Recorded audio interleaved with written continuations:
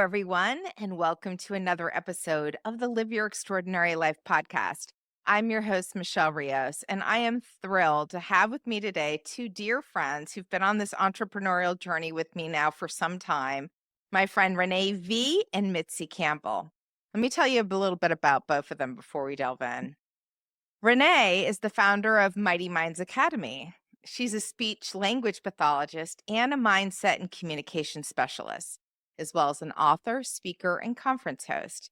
She specializes in building, maintaining, and protecting confidence in teens by implementing mindset strategies and nurturing advanced communication skills. All right, now Mitzi also comes from the academic community. Mitzi came into the entrepreneurial space after about 3 decades as a college professor, and she's also dealt with some very debilitating health crises. So Mitzi felt really called to move outside of the Ivy Tower, as they say, and she is now a transformational teacher and the host of the Blessings podcast.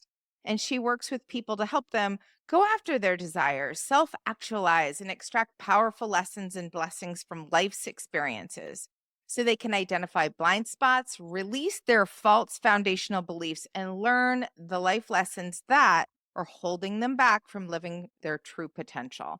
Ladies, thank you so much for taking the time to come on the show today. Thank you, Michelle. Pleasure's ours. All right. So motivation by having you both on today is that you just came off a phenomenal first-time inaugural conference in Philadelphia called the Rich Thinking Conference. And I thought it would be really fabulous to have you come and talk about the inspiration behind this conference, some of the behind the scenes, so that those folks that are thinking about their entrepreneurial journey can think about what goes into something like this and learn a little bit about what your plans are for the future. So let's delve in. I'm going to start where I start with all my guests, though. Mitzi already knows this. So we're going to start with Renee first. Okay. What does it mean to you to live your extraordinary life?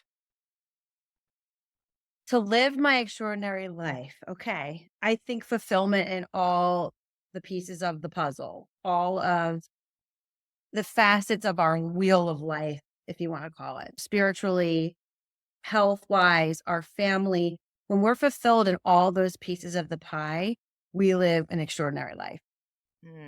Very good. Mitzi, any updates from the last time we had this conversation? I think I'm going to say the same thing I said before, which was freedom, sweet freedom. That's what living an extraordinary life means to me. Complete freedom in all ways. My hats are off to both of you because the authenticity that's required to show up and do this kind of work, it goes without saying. You have to be your best true self or else it just doesn't work. It's too hard to maintain. And I think when you're in other lines of work, you can kind of muddle through with a little bit of the mask, right? But when you're on this personal development journey and you've chosen it as your life's work, there really can't be any masks. You have to show up with all the vulnerability, with all the things, right, that go on in your life. And I just think the stuff that you guys have accomplished in a very short amount of time is just incredible. So congratulations to both of you. Let's Thank you. delve in a Thanks. little.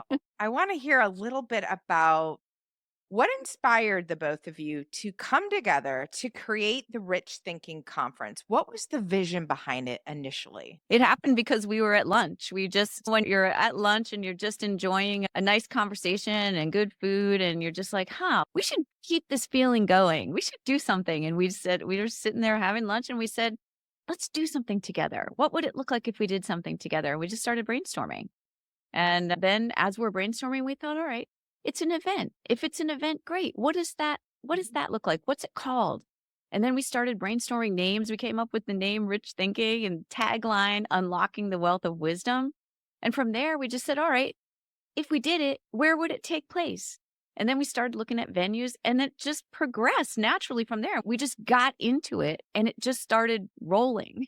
It was really kind of natural and organic. Did you envision that it would be as big as it turned out to be with the kind of speakers that you ended up with, which were just phenomenal when you first started having this conversation? I Okay. personally pictured it bigger than what it was, only because I didn't know really what goes into it. And even trying to sell tickets is something that a mentor of mine said was the most difficult part of the process, which he was one of the first people to buy a ticket because he throws conferences. And he was our first, you know, paid ticket to come because and then he told me, he said, if I could give you any advice, it's you cannot promote enough. And you're going to think the tickets are going to fly off the shelf, especially with the quality and caliber of speakers that you're planning on having. But he said, that's just not true. So I want to just let you know that. And so I had then had that in my mind of, okay, if someone who's been hosting conferences for a while say it's a struggle, I believe them. I'm not going to Right. try and challenge it. I just hope for the best and put it out there. And we had a lot of people that were pining for us and helping us to spread the word.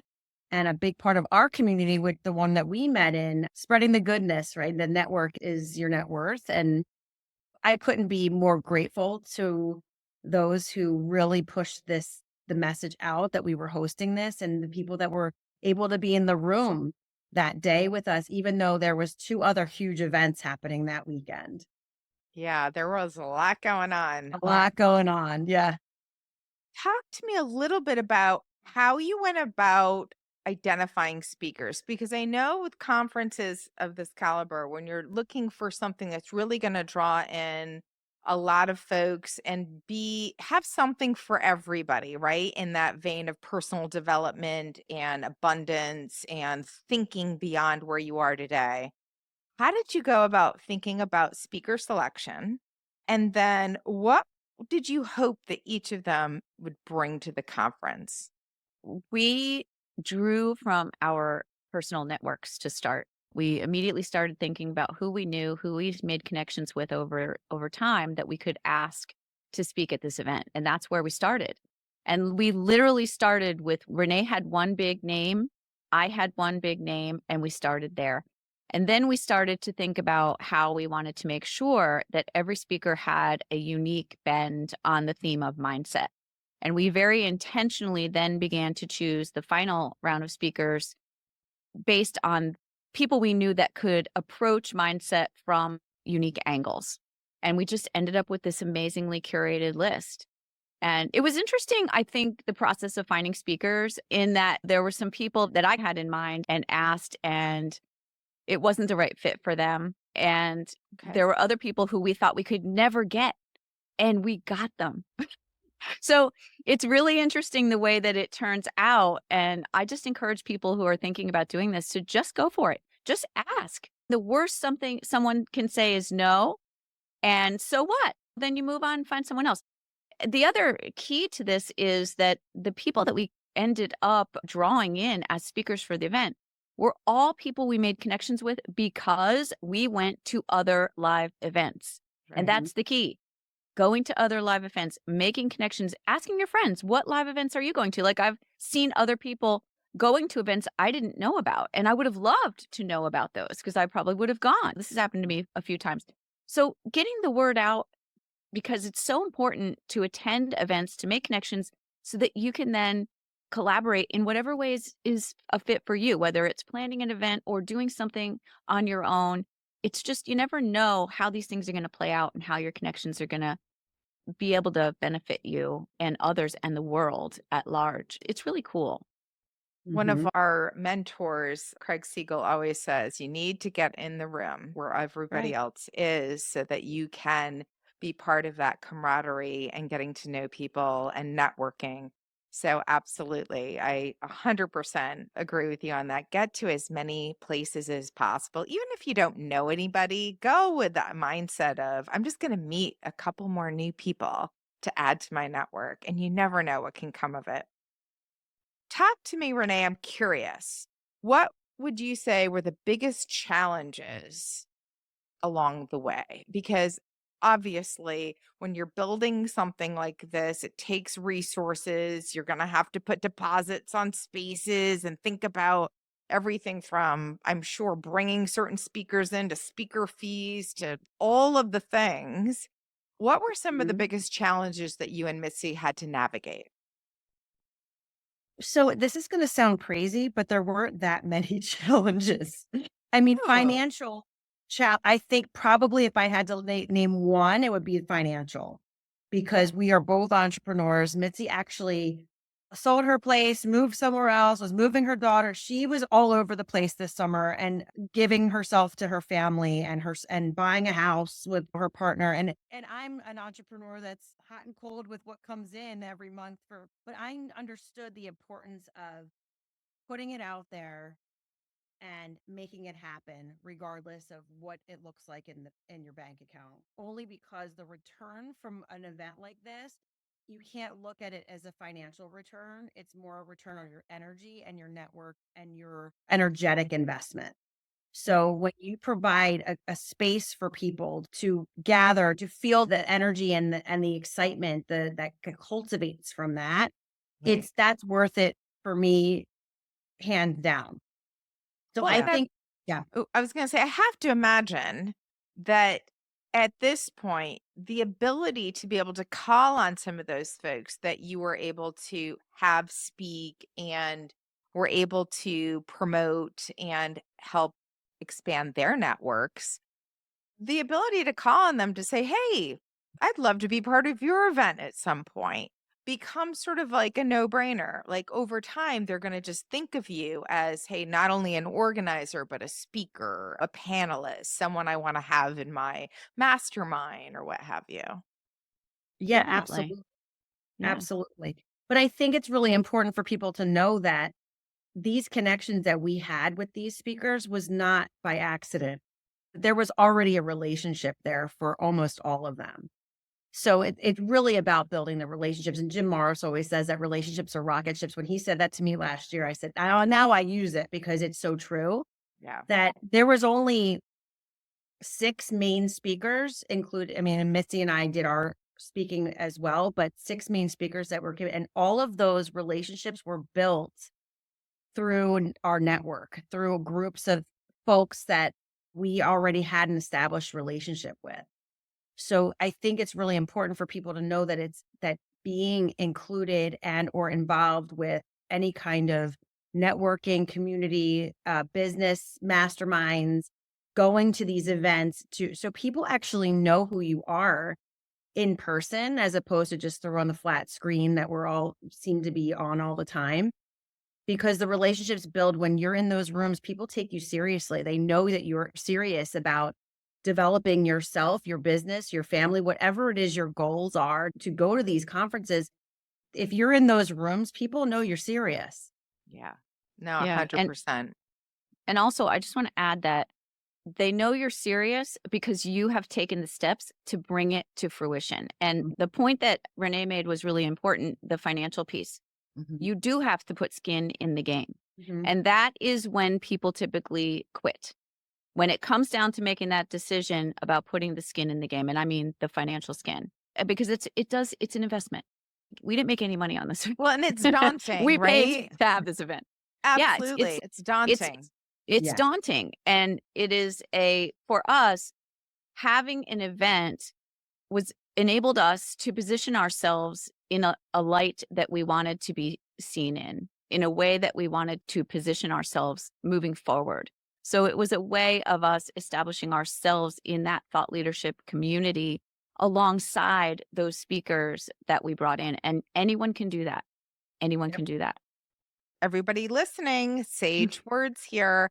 Listen up. We all started a few years ago, and at some point, you have to put a stake in the ground. And I know that can feel very intimidating for a lot of folks, but until you're willing to take that leap of faith, you're not going to grow to the extent that you really want to. And that's regardless of whether you're putting on some event or you're investing in a mastermind or you're going to go travel to go to an event.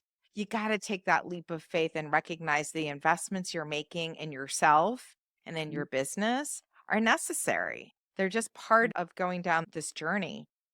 Talk to me a little bit about the standout moments because I know there was a lot going on that day.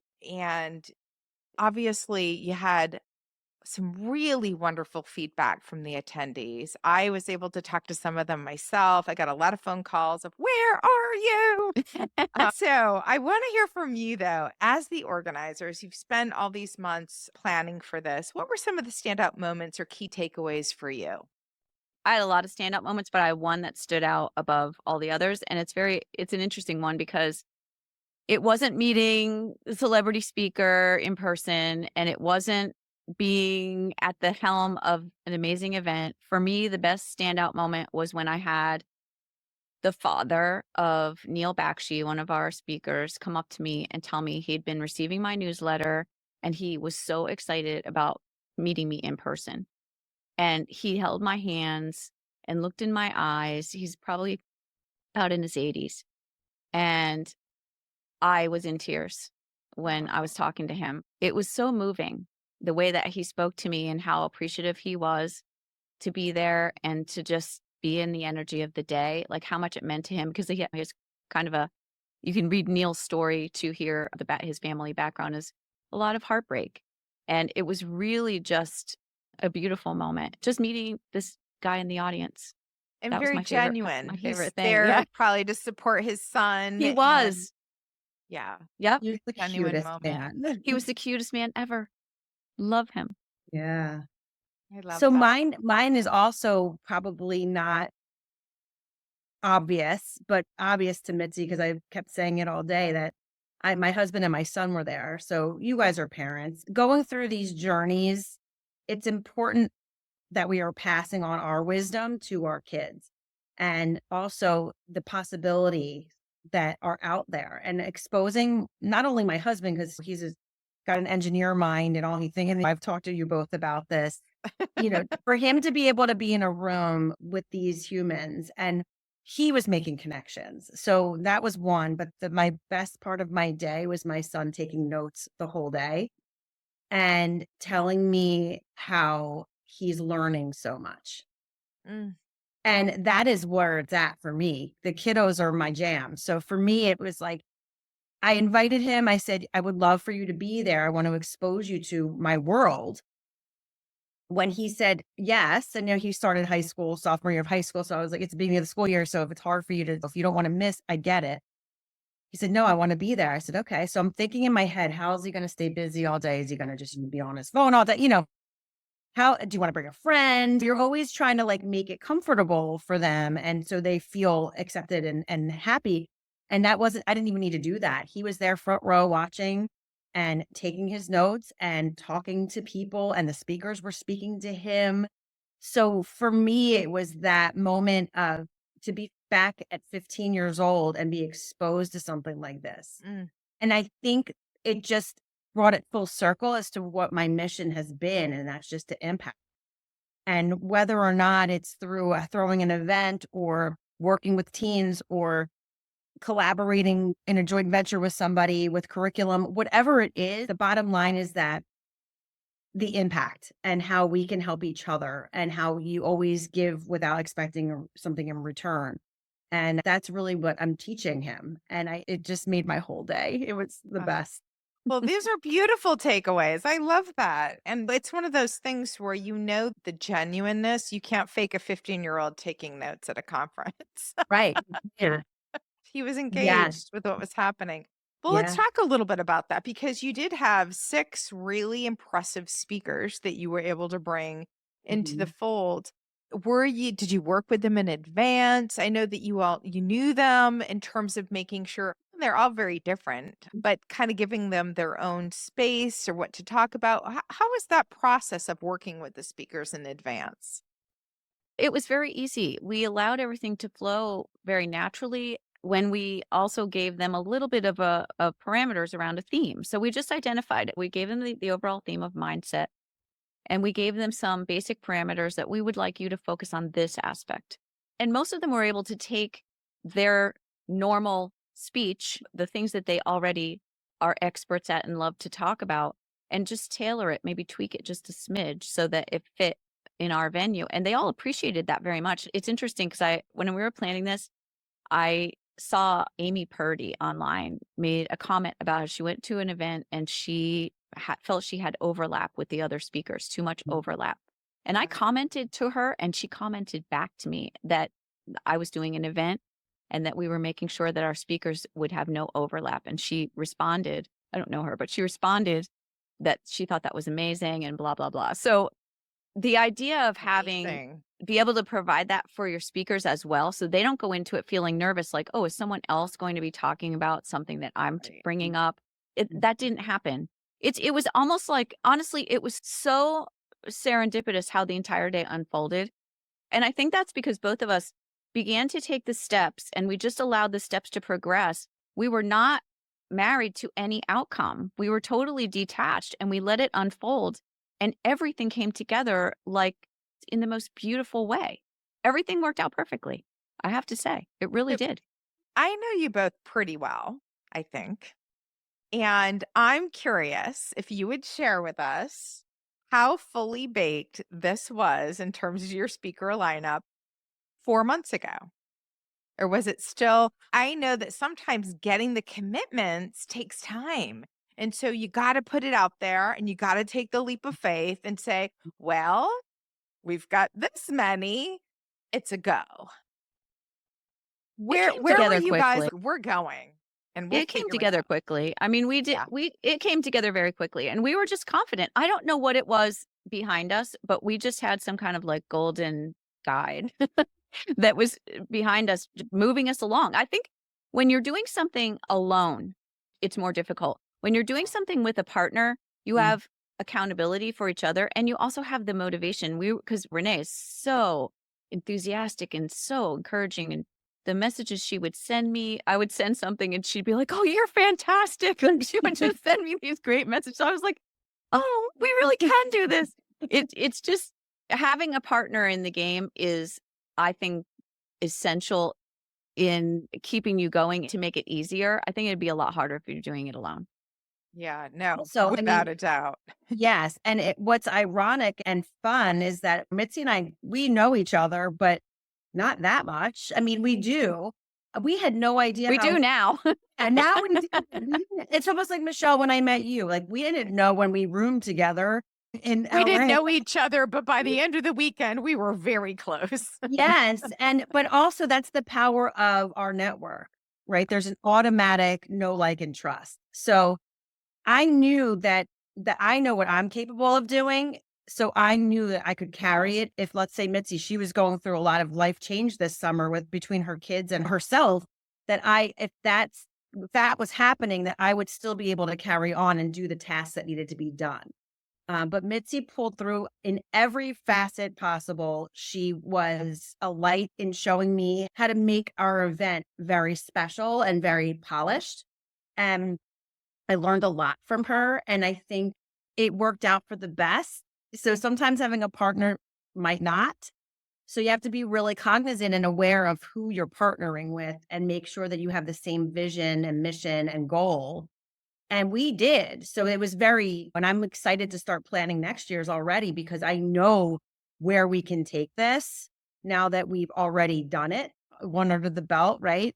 And I think back to the speakers, it was all universally aligned between how we decided on the date was because that's when Coach Burt was available. Right. So we initially had an August 23rd date in mind, which, by the way, is not a good idea because everyone's away.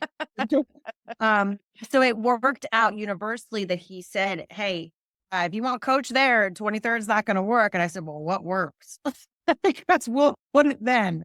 And that's what happened. So September 6th was when he was available. So we kind of built it around his availability because I knew if at least we had him, we could get more people in there to experience him. And I had a friend, Brian Galkey, who was he was in my back of my head as somebody that I spoke with on stage. We met at a conference. We maintained a friendship for the past year. I was just on his podcast. So you see the connections they just build, and they're so valuable. They're so valuable. And when he said he could do it, I said, oh, we are good. You're good. And we just, from there, I would download people. I'm like, oh, I'm going to try that. And there was a lot of people that weren't available, and that was fine. They weren't meant to be there for this one, right? This is the ones who were able to be there were the ones that were there and delivered beyond your wildest dreams. People walked out of that room. I keep getting texts. I don't know, Mitzi, if you're getting them, but people are Yeah. just so grateful that we provided that space for them. Yeah. Well, I want to jump in there because I want to hear more. I've gotten some feedback myself from some of the friends we have in common that it was just a phenomenal experience and it was very transformative. Tell me a little bit more, maybe some of the savvy behind, the nuance behind some of the feedback you've received from attendees. Interestingly, the day of, I had many people come up to me and talk about various synchronicities they were experiencing that day. Things that kind of came out of nowhere, from the more esoteric, like, oh, I've been seeing a lot of angel numbers today, Mhm. to Mm. the relatability of, oh, I was just thinking about how I needed to work on X, Y, or Z, and this speaker was speaking directly to me. So much of that. I had a really interesting synchronicity with a girl who was the assistant to Coach Burt. And I haven't talked about it, but we had a few moments that were so crazy, off the charts, like magical moments, and we didn't even know each other. So just things like this happening all day long was a form of natural feedback, like energetic feedback that was happening in the moment. And then everybody, so many people had so many amazing things to say. And we wanted it to feel very upscale. We wanted it to feel like everyone was a VIP. We wanted it to feel like every person who stepped into that room was of the highest and most equal value to everyone else. And that's what we achieved. I think everybody who came into that room felt seen and appreciated.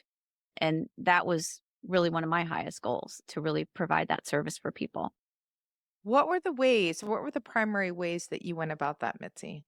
I think that the biggest way was providing an experience where people felt like they were getting the best service. So we chose this venue, the Live Casino and Hotel, for a lot of reasons. And one of the reasons was that they had 5-star food, which I think is very important. I have been to conferences where they have had a box of chips and you pull out a bag of chips, or they've had served a pizza and there's not enough for everyone.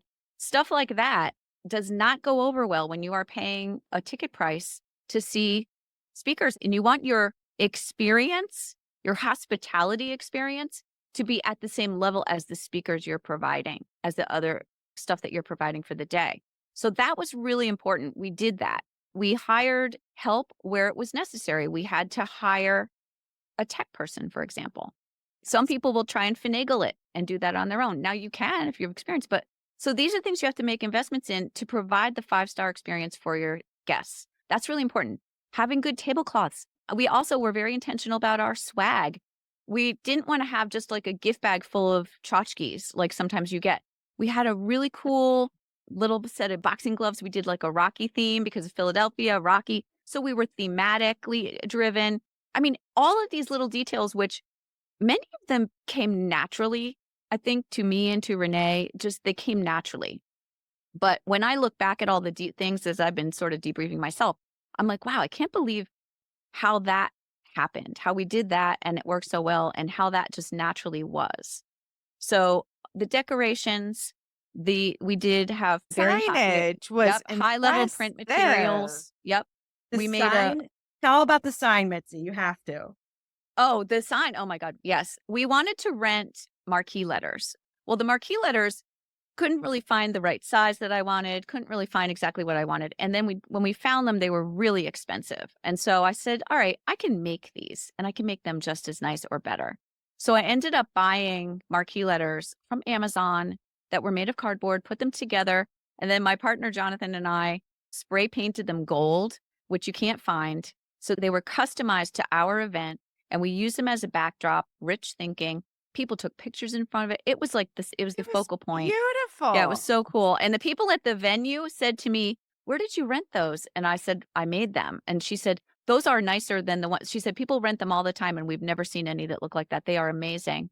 You should go into business doing this. I'm like, if you saw how long it took, you went, You're I'd like, have to charge a lot. I had to lug all these here. And we did. We split them up. I brought half of them to Renee. We carried them. It's like all these behind the scenes things that happen. Renee bought the flowers and we brought the flowers in. She had the vases. These are all very important things. And that's definitely my wheelhouse. And I love making an event look like there's some cachet there at the event. Your style is important. And style is not necessarily something everyone has. So planning that out ahead of time and looking for even inspirational photographs of other events. I was constantly sending Renee and we were sending back and Mhm. forth pictures of other events, what we liked about it, the look, what we didn't like, that kind of stuff. So you do have to think about all of that. It's a very comprehensive plan that you have to put together, but at the same time, you're letting go and detaching from, you're going to trust that it's all going to come together. And it does. So, for everyone listening, we'll of course have the links in the show notes, but I really encourage you to go to it's .org. richthinking.org. They will have Tell them about the photos. mastermind, Renee. Tell them about the mastermind. We made a decision to host a mastermind once a month, and it's called the Rich Thinking Mastermind. Because what we want to do is cultivate community. We want to extend the experience from Rich Thinking throughout the year until our next event next year. And building that community is really important for us because you've been to conferences, you leave, it's like, okay, that was wonderful. You float for a couple of days on all the fumes of fabulousness, and then it just goes away. And then you're on to the next thing. But we want to make sure that we build a community around this where people can go, as you both know how powerful masterminds are, and being a part of a community is really important for especially entrepreneurs because you're oftentimes doing things by yourself and it doesn't work that way. It's very hard to do things by yourself. Yeah. So we could provide a space for people to get together, to discuss ideas, to joint partner on things together. That is a goal of ours to provide. So we don't have the details yet. 100%. We just know it's going to be a once a month thing because I'm part of other calls that are every week. It's hard to get there every week. And then you feel like you're missing out. But if we really, and I know how busy everybody is. So if we are able to even get together for an hour once a month, I feel that people will make more of a point to be there because it's Yeah. only once a month and the value they'll get out of that will be so much more worth their time if they make a point to be there. So that's in the works. We have already a list of people signed up to be a part of this. Fantastic. And we're going to host it for free for a while, see how it goes. And then eventually maybe have people pay for it. That's still kind of up in the air, but everyone who is at our conference gets 6 months for free with us for those meetings. And then we'll see how it goes from there. But the goal is to provide and cultivate a community around rich thinking, which for those of you listening, it's not about money, although money is very much a part of our lives because we can't live without money.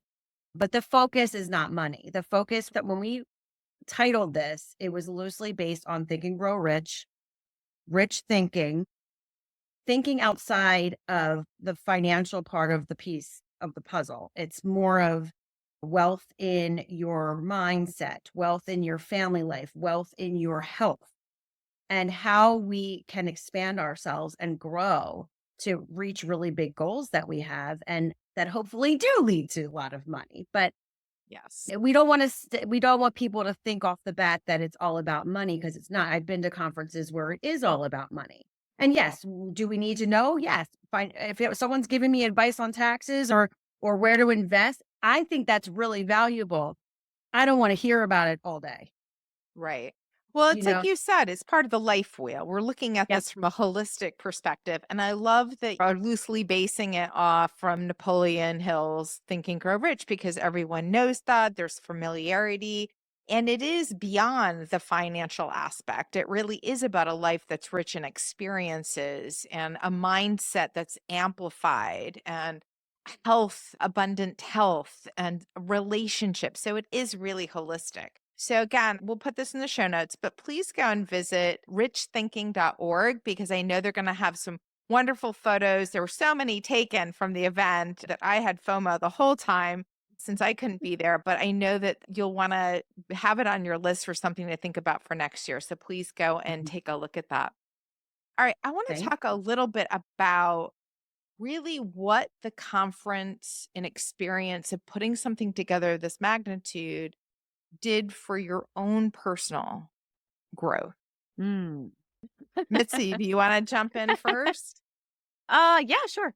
I think that one of the things that stood out to me was that there were pieces of the puzzle as we were going through the process of actually planning the details, the practical details, like working with the hotel. I think we realized after the fact we could have negotiated differently. We didn't realize things like this that you just don't know until you do. That was a big piece for me for my personal growth. I mean, other than that, I felt, I think, a sense of validation. I have planned other events. I've planned much, much bigger events and hadn't done it in a while. And so having that kind of personal validation that, yeah, things do actually come together. You plan and you put these pieces in place. But when you get there, the puzzle really does form in front of your eyes. And Mhm. just reiterating that like self-confidence, self-trust was a really nice thing to have. Ooh, Yeah. I like Yeah. that. How about you, Yeah. Renee? Sure. I agree with what Mitzi said. I think for my own personal, it's another thing that I can say that I am able to do. So it's like a personal accomplishment to say that I'm a conference host. And every time I say it, I said it at the event I was at this weekend when they said, "Tell us about what you did yesterday." I said, "I'm a newly minted conference host." So that to me is really cool to be able to say. And I plan on helping other people plan theirs because a lot of people have come up and said, "I wanted to do this. I've just been putting it off on the back burner." And I said, "Well, I have all the ideas. Well, what's stopping you?" Because there's going to be something stopping you. It's either your schedule stopping you, money stopping you, your own lack of Fear that people won't show confidence. up. Yeah. Right, right. Yeah. And I don't think we ever had that fear. I think we knew that people were going to come because of what we were offering them. And for the first time to have almost like 60 people in the room is other people who have thrown events were like, "Oh my gosh, that's amazing for your first one." And I said, "Yeah, because I think the energy at Mitzi and I were putting out about it and around it is what matters. We weren't pushing sales. We weren't saying, buy a ticket, buy a ticket. It was more of, we want you in the room. We want you to experience the collective energy that comes with being in a room. And some of our tickets were sponsored by somebody, and we were able to invite folks for free to come, which was really an amazing experience for us because money is a topic and not especially entrepreneurs I was going to say with you entrepreneurs, when absolutely. but it's so important for entrepreneurs to be in those rooms and to be connected because that's how you progress as a human. That's how you progress in business. That's how you progress in life. So we were able to gift several people a seat to be in the room. And Beautiful. that for me is everything because Beautiful. I was gifted a ticket I to go to remember. LA. For That's me, right. that was, I wouldn't have been able to go otherwise. So for us to be able to provide that for people is, I can't wait to be able to do that again and maybe get some teenagers in there or young entrepreneurs right out of school that don't know about the importance of the network. Right. Well, with that, I'm going to come to my final question here. And that is, what advice would you give to aspiring entrepreneurs or new entrepreneurs who are looking to host their own event and start their own ventures? I would say make a commitment and follow through. Keep going and ask for help as you need it along the way. Do whatever it takes, but do not quit. Do not get scared. Push through the fear. And ask for help. Hmm. I asked my neighbor across the street. I said, he owns a couple businesses. I was like, "Do you guys sponsor things?" He said, "Send me the list." I sent him the list. Bang. I had a check in my hand the next day. So, Fabulous. a lot of people fear asking. So the answer is no, regardless. If you don't ask, the answer is no. If you do ask and they say no, okay, well, if I didn't ask, it would have been no anyway. But you will find along the way, people want to give back. And if they're able to, they will. But you need to ask. They're not going to offer it. Mitzi and I were on phone calls with strangers, people that referred somebody, and just having these conversations with someone I don't even know what they look like about sponsorship or being in the room. And that you can't be shy about it. Yeah. And You and can't be not shy. you can't be shy. You have to ask. And if they say no, great. If they say yes, even better. But yes, I think it's really important that when you're planning something, don't try and put all the weights on your shoulders. Spread them out. Make sure you go to a venue that is like the one we did. I will talk every day about Philly Live because the service was impeccable. The Mm. people who were working it, they took the weights off of our shoulders with between the AV, the banquet manager. We had gluten-free people eating and we were serving Philly cheesesteaks. So, we had people with dietary restrictions. They were on it. What do you need? We'll do it for you. And I think that made a huge difference for us too, is that the day Mitzi and I were able to be present in the day.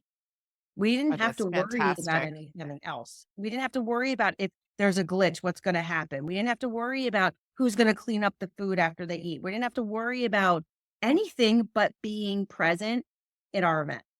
Yeah. And you do that by being proactive and setting it up like that from the start. Like Mhm. if you're trying to do all that, your event's not going to be as successful. Nope. No, delegate and You need to empower. delegate that. Yeah. Yes. Yeah. Well, Yeah. ladies, very impressive. I'm incredibly happy for you both. I'm very proud of you. Mhm. Watching your journeys has been nothing short of just exhilarating. It's exciting to see people you love and care about do great things. Congratulations again. And to everyone listening, my final plug here, go check Mhm. them out. I'll make sure we have links to Renee Vee's contact info as well as Mitzi's contact info. And then, of course, on this phenomenal new conference that they've just got underway, richthinking.org. And again, thank you for your time, ladies. It's been an absolute pleasure to come back together and have this conversation. Lots of Thank you for learnings. having us. Thank Oh, you. yeah, We Michelle, love thank you. you. You're I so love you. generous. Mhm. Yes. Thank you, Michelle. Thank you for listening to today's episode. If you enjoyed this podcast episode, please take a moment to rate and review. If you have recommendations for future topics, please reach out to me at michelleriosofficial.com. Lastly, please consider supporting this podcast by sharing it. Together, we can reach, inspire, and positively impact more people. Thank you.